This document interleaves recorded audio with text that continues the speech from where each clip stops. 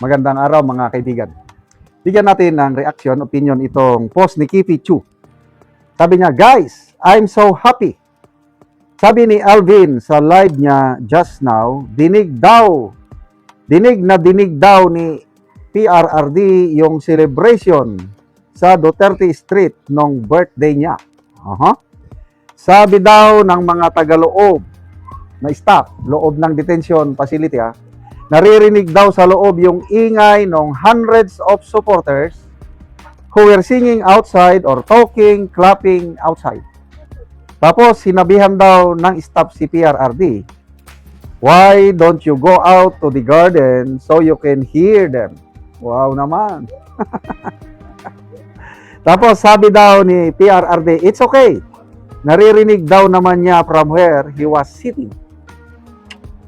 Tapos, nag-testing daw si Alvin and Papa Pulong kung magsigaw-sigaw si Alvin doon sa isang area kung maririnig daw ni PRRD. Rinig na rinig daw nung nandun sa loob si Papa Pulong. Next time, magdala tayo ng microphone para sureball na dinig. I just want to say, I'm so grateful. You're my so grateful, my fellow supporters, and you do everything you can for PRRD. I'm so grateful. I am a PRRD supporter, and it makes me so proud to belong to a group that really shows passion and love, and how we all go above and beyond for the man who went above and beyond for us. Sana lagi may ganitong event, no?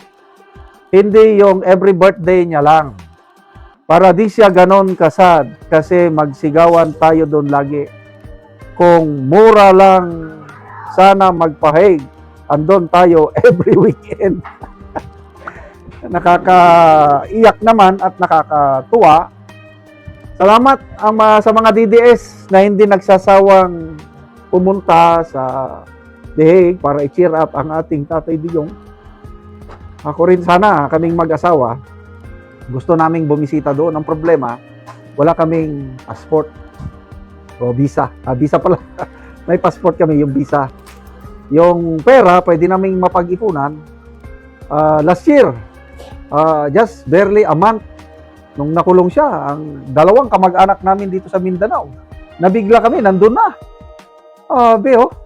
Nakakainggit. But anyway, tama yung sinabi ni Crisette na sana huwag tayong mag-give up. Sa mga may kaya, lalo na yung mga OFWs natin, yung mga nandyan sa Europe, yung mga kaya, huwag nating kalimutan ng ating Tatay Digong. I believe every day mayroong DDS.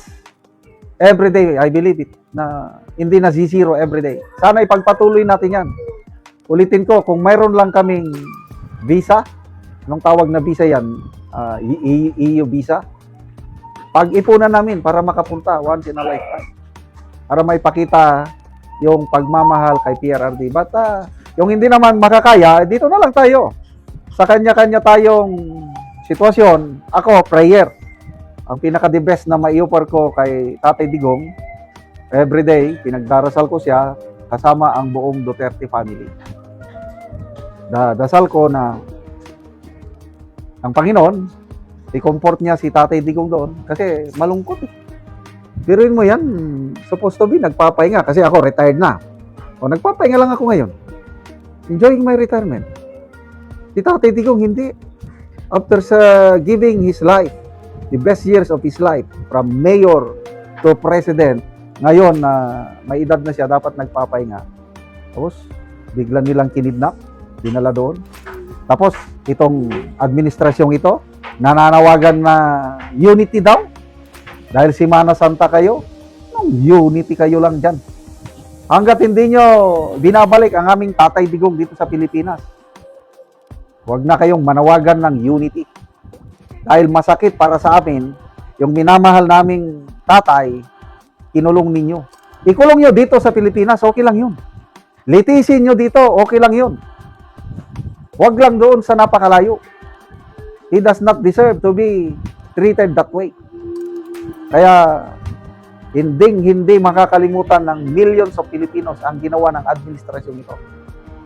Will be etched in the hearts of millions of Filipinos na minsan merong pamilya, Marcos family, tinulungan ng pamilya Duterte.